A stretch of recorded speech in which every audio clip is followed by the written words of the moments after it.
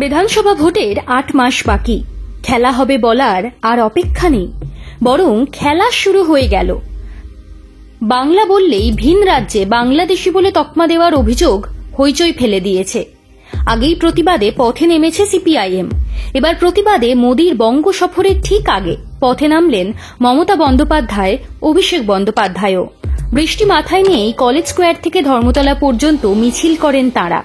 আর মিছিল শেষে ডোরিনা ক্রসিং এর সভা থেকে মমতা সরাসরি আক্রমণ করেন সিপিআইএমকে, যা আরও একবার হইচই ফেলে দিয়েছে রাজ্য রাজনীতিতে। একদিকে যখন তৃণমূল আর বিজেপির বিরুদ্ধে আক্রমণ শানাচ্ছে বামেরা, তখন মমতা সিপিআইএমকে মহাশূন্য বলে ব্যাখ্যা করেছেন। রাম বাম জোট হয়েছে বলে দেন, আর ছড়া কেটে বলেন জগাই মাদাই গদাই হয়েছে সব ভাই ভাই। মমতার এই আক্রমণের পর তীব্র প্রতিক্রিয়া তৈরি হয়েছে বামেদের মধ্যে। সিনিয়র নেতা সুজন চক্রবর্তী সাংবাদিক সম্মেলন ডেকে পাল্টা তোপ দেগেছেন। আগে চলুন শুনে নি মমতা ঠিক কি বলেছেন সিপিআইএম কে নিয়ে। আরেকটা দল হচ্ছে সিপিএম দল, লজ্জা নেই, শরম নেই, শূন্য হয়ে গিয়েও মহাশূন্যে গেছে, তাও লজ্জা নেই।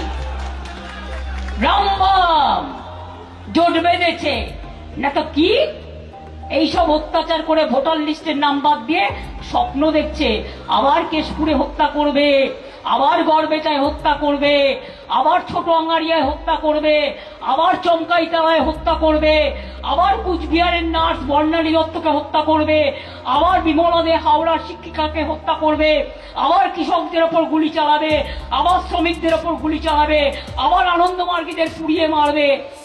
বিজেপির সাথে হাত মিলিয়ে, সাথে সাথ মিলিয়ে জগাই মাধাই গদাই হয়েছে সব ভাই ভাই, এদের চিহ্নিত করুন।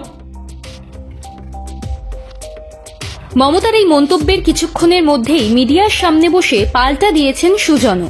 মমতাকে জবাব দিয়ে বলেছেন সিপিএম মহাশূন্যে থাকলে উনি মহানন্দে নাচতে পারেন, কিন্তু গোটা দেশের মানুষ বুঝতে পারছেন তাঁদের জীবন ভবিষ্যৎ বিপন্ন।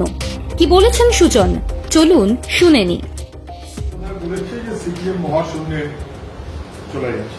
ওনার কথা কত লোক কত কথা বলে, ছাগলে কিরা খায়, ফলে কে কখন কি কথা বলছেন আমি সেটা উত্তর দিচ্ছি না। কিন্তু সিপিএম মহাশূন্যে থাকলে উনি মহানন্দে নাচতে পারবেন, কিন্তু ওনার সেই মহাশূন্যের মহানন্দে নাচা, সেটা যে তামান্নাকে খুন করে দেয়, সেটা যে অভয়ার ঘটনা ঘটায়, উত্তর পাওয়া যায়, সেটা যে আনিস খানের ঘটনা ঘটায়, সেটা যে রাজ্জাকের খুন করে, তৃণমূলের খুন করেছে তৃণমূল, খুন হয়েছে তৃণমূল, খুনের বিরুদ্ধে ভিক্ষা মিছিল করবে তৃণমূল, খুনের পরে গ্রেপ্তার হবে তৃণমূল, খুনের পরে টাকা দিয়ে ম্যানেজ করতে চাইবে তৃণমূল।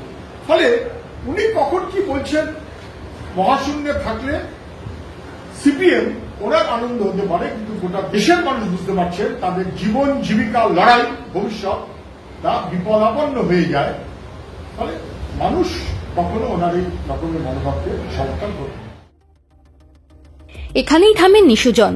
সিপিআইএম এর অভিজ্ঞ নেতা বলেছেন উনি নিজের পাশে আছেন, নিজের বৈভবের পাশে আছেন।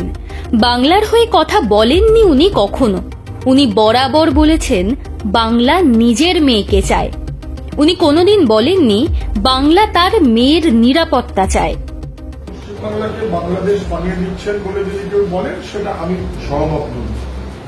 যারা বলেছে তারা তাদের রাজনৈতিক মনোভাবে বলেছে, এবং সেই রাজনীতিটা হচ্ছে বিভাজন বাড়াবার রাজনীতি, যাতে বিজেপির সুবিধা পায়, যাতে তৃণমূলের সুবিধা পায়। বিজেপি এমনভাবেই চলে যাতে আসলে তৃণমূল সুবিধা হয়। কিন্তু আপনি গোটা তৃণমূলের কর্মকাণ্ড যদি ভালো করে দেখেন, তাহলে বাংলাদেশ বানিয়ে দেবেন কেন? বাংলার হয়ে উনি কথা বলবেন কেন? উনি তো বলেছিলেন বাংলার তার মেয়েকে মুখ্যমন্ত্রী চায়, মানে বাংলা তার মেয়েকে চায়। উনি কোনদিন বলেননি যে বাংলা তার মেয়ের নিরাপত্তা চায়, বরং বাংলায় মেয়েদের নিরাপত্তা নেই, বাংলায় শিক্ষার 12টা বেজে গেছে, বাংলায় কাজের জন্য মাস্টারমশাই রাস্তা বসে থেকে পুলিশের পেটানি খাচ্ছে।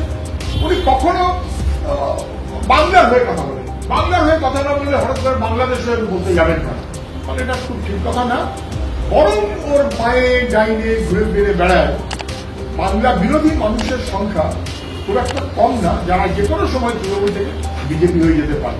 এটা বাংলার পক্ষে দাঁড়ানো বিজেপির পাশে দাঁড়িয়েছেন এটা স্পষ্ট। উনি কংগ্রেস থেকে ভেঙে বেরিয়ে আসছেন এটা স্পষ্ট। উনি তারপরে বিজেপির পাশে দাঁড়িয়েছেন সেটা স্পষ্ট। উনি বিজেপির সঙ্গে সরকার করেছেন সেটা স্পষ্ট।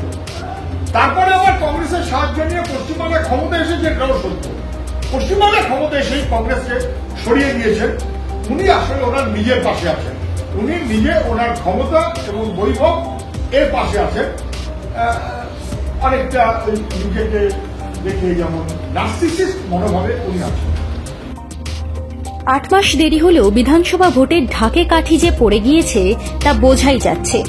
একদিকে হারানো জমি ফিরে পাওয়ার জন্য আগ্রাসী আন্দোলনে নেমে পড়েছে বামেরা, অন্যদিকে ক্ষমতা অটুট রাখার লড়াইয়ে তৃণমূল। তুল্যমূল্য ধুন্ধুমার যুদ্ধের অপেক্ষা করে রয়েছে বাংলা। মমতা আর সুজন যে তারই ইঙ্গিত দিয়ে দিলেন তাতে আর সন্দেহ কি।